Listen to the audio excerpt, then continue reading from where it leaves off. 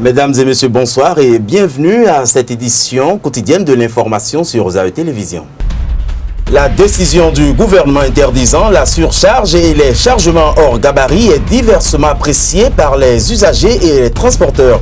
Plus de précision dans cette édition. Le Bénin Marina Hotel pourrait changer de propriétaire car la mauvaise gestion de cet hôtel est décriée. Paul Seiko, secrétaire général de la centrale syndicale des travailleurs du Bénin CSTB, en fait cas. Puis un invité sur ce plateau pour nous entretenir sur les audiences de ce jour au Conseil économique et social. Vous êtes bien sur ZAE Télévision. Comme annoncé dans les titres, nous recevons Aurel Kwasi, journaliste à ZAE Télévision. Bonjour Aurel. Bonjour Léandro. Vous êtes là pour nous faire le point des audiences qui ont eu lieu ce matin au Conseil économique et social. Merci Léandro. Effectivement, ce matin, le président du Conseil économique et social, Augusta Biegbian, était en audience et a reçu Carmen Gaba, présidente de l'Organisation de la société civile pour le développement durable. La présidente a présenté le réseau qu'il constitue à l'autorité et a affirmé leur désir d'accompagner le gouvernement à pouvoir atteindre les objectifs du développement durable. Et après Madame Carmen Garba, qui était l'invité de la seconde audience? Le deuxième tête-à-tête est relatif à la formation technique et professionnelle des jeunes. À cet effet, Didier Messon-Diego, secrétaire permanent du cadre de concertation des ministres en charge de l'emploi et de la formation de l'espace UEMOA, a présenté les acquis, les perspectives et les défis actuels du cadre de concertation. Cette présence de Messon-Diego au CES fait suite à la 7e conférence des ministres en charge de l'emploi et de la formation professionnelle qui s'est tenue à Bamako. Des décisions issues de cette conférence, on retient l'ambition de porter la formation et l'insertion des jeunes au sein de l'espace UEMOA à l'instar des autres pays qui valorisent d'autres thématiques. Et tout ceci sous la houlette du président malien Ibrahim Boubacar Keïta. Voilà l'essentiel de ce qu'on peut retenir entre ces deux personnalités. Merci Aurel Kwasi. On poursuit cette édition en application du règlement 14 de l'Union économique monétaire ouest-africaine. L'État béninois a levé les barrières de contrôle et enclenché une lutte farouche contre le rançonnement des usagers de la route par les policiers et les gendarmes. Le refus de surcharge aux conducteurs de minibus et des petites voitures par le gouvernement béninois constitue un véritable casse-tête pour ces derniers. Comment se débrouille-t-il et qu'attend-il de l'État béninois? Élément de réponse dans ce reportage que je vous invite à suivre. Décidé par le gouvernement béninois, les conducteurs de minibus et de petites voitures n'auront plus droit au surcharge qui consiste à prendre un nombre illimité de clients dans leur voiture. Un état de choses qui est diversement apprécié par ces derniers. Le gouvernement a refusé le surcharge, mais le prix du déplacement reste le même. On prend 3 personnes derrière et 1 personne devant. Ça ne nous arrange pas. Bon, gouvernement de raison. Le gouvernement a raison de nous refuser de faire des surcharges. Les gens ne viennent pas. Comment peut-on augmenter le prix? D'autres, quand tu leur dis le prix, ils s'en vont. Ils prennent Bon, gouvernement Le gouvernement a refusé les surcharges, mais une note n'est pas sortie pour fixer les prix. Pour le moment, nous utilisons les mêmes tarifs qu'avant. C'est dommage. Pour mettre en pratique. Pour le moment, cette surcharge avantage auparavant ces conducteurs vu la morosité économique qui sévit dans le pays. Mais en mettant en exergue cette décision du gouvernement, ils sont confrontés à la baisse du revenu journalier. Des fois, on reste ici jusqu'à 19h sans rien trouver. La famille doit manger. Là où on reste à Tokpa, ils nous ont déguerpis. La chute du Naira fait que nous ne trouvons pas beaucoup d'argent. On est en train. Nous n'avons appris rien d'autre. Avant, quand nous chargeons, c'est 6 000 nous obtenons, mais maintenant c'est 4 000. Dans les 4 000, nous allons payer l'argent du poste de péage.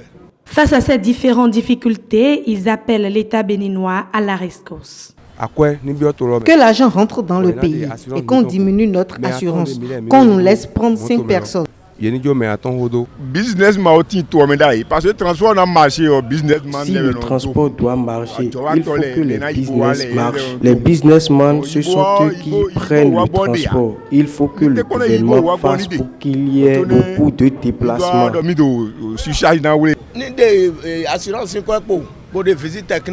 Nous voulons que le gouvernement diminue le prix d'assurance de visite technique et celui du TTN. En attendant donc de trouver une solution à ce problème, ces conducteurs respectent la nouvelle décision. Un décret a été pris par le gouvernement sur les conditions de mise en place et d'utilisation de systèmes de surveillance en République de Bénin. L'utilisation des caméras de surveillance apparaît nécessaire pour certains lieux et places publiques et aussi certains édifices ou domaines privés susceptibles d'être cambriolés, vandalisés ou profanés. Une décision qui s'inscrit dans la dynamique de bannir les actes de grand banditisme dans les villes du Bénin. Pascal Irénée Koupaki pour plus de détails. Le projet de décret qui concerne le renforcement de la sécurité des biens et des personnes béninois a fait l'objet d'une demande d'autorisation auprès de la Commission nationale de l'informatique et des libertés, la CNIL, qui l'a approuvé en prenant toutes les précautions nécessaires. À partir de cet instant que le décret respecte entièrement la loi concernant la CNIL, je pense qu'il n'y a pas de violation à proprement parler. La sécurité implique un minimum de précautions. Même les privés peuvent installer les vidéosurveillances, les caméras de vidéosurveillance. Mais vous ne pouvez pas, à partir de chez vous, regarder la maison du voisin. Non, ce n'est pas possible. Là, vous ne respectez pas le voisin. Mais votre devanture, le périmètre de votre maison, oui, c'est pour vous protéger. Et je disais tantôt qu'il y aura un arrêté du ministre de l'Intérieur qui va fixer les modalités d'application de ce décret. Les libertés des uns et des autres seront bien entendu respectées et le gouvernement respectera la loi. C'est la raison pour laquelle il a sollicité l'avis de la CNIL qui a reformulé certaines dispositions de notre projet de décret. La mauvaise gestion du Bénin Marina Hotel fait la une des tabloïds cette semaine. Selon Paul Esseiko, secrétaire général de la centrale syndicale des travailleurs du Bénin CSTB, l'État devrait reprendre l'établissement en main car le repreneur de l'ex-Sheraton Hotel Martin Rodriguez fait preuve de mauvaise gestion et dénonce un mauvais traitement des employés. Monsieur Rodriguez, qui a pris l'hôtel et qui s'en sert comme il veut, comme une propriété privée. Évidemment, on dit qu'il a acheté, mais ce que nous pouvons dire, pour être bref, c'est que les conditions dans lesquelles il a pris l'hôtel n'étaient pas des meilleures. Mais, qu'à cela ne tienne, il y a eu un contrat qui a été signé. Le contrat n'a pas été respecté. Les travailleurs, on les a mis dans une situation des plus difficiles, monsieur. Donc, je donne comme exemple, le salaire des travailleurs a été coupé en 3. Une partie est appelée complément de base. Et c'est dans ces compléments de base qu'on peut couper si tu es docile, tout ça. On coupe ça et on te donne. Et l'accord d'établissement qui avait été signé et qui avait été obtenu de haute lutte par les travailleurs a été mis de côté.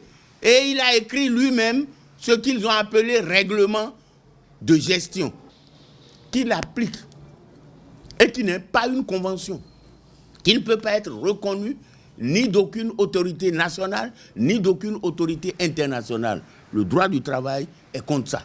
Donc, il gère comme il veut.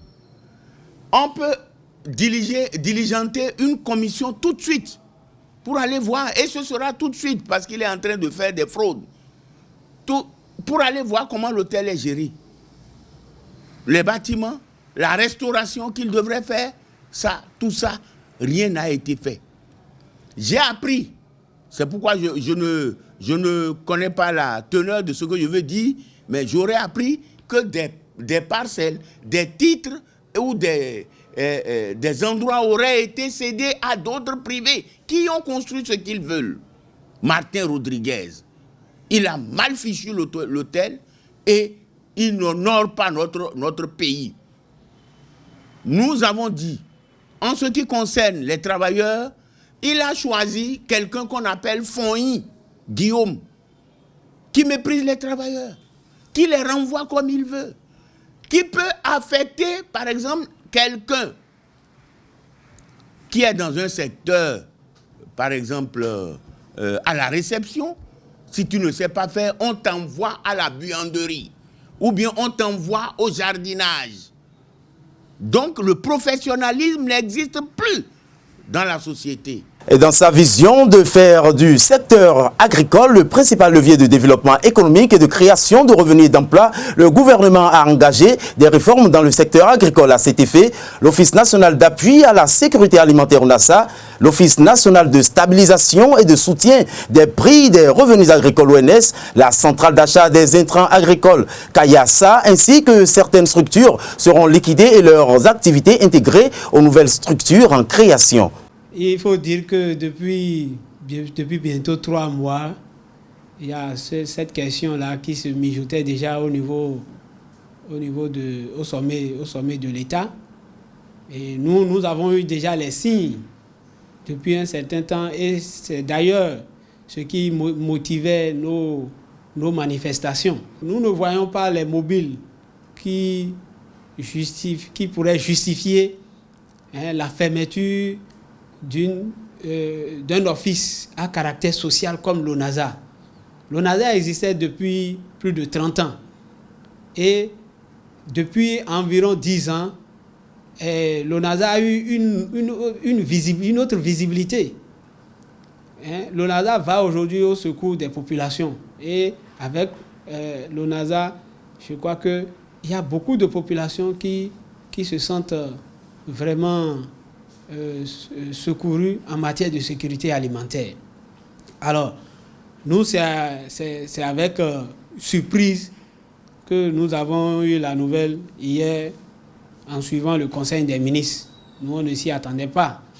Et nous, on estime que une liquidation de l'ONASA, ce n'est pas à l'ordre du jour.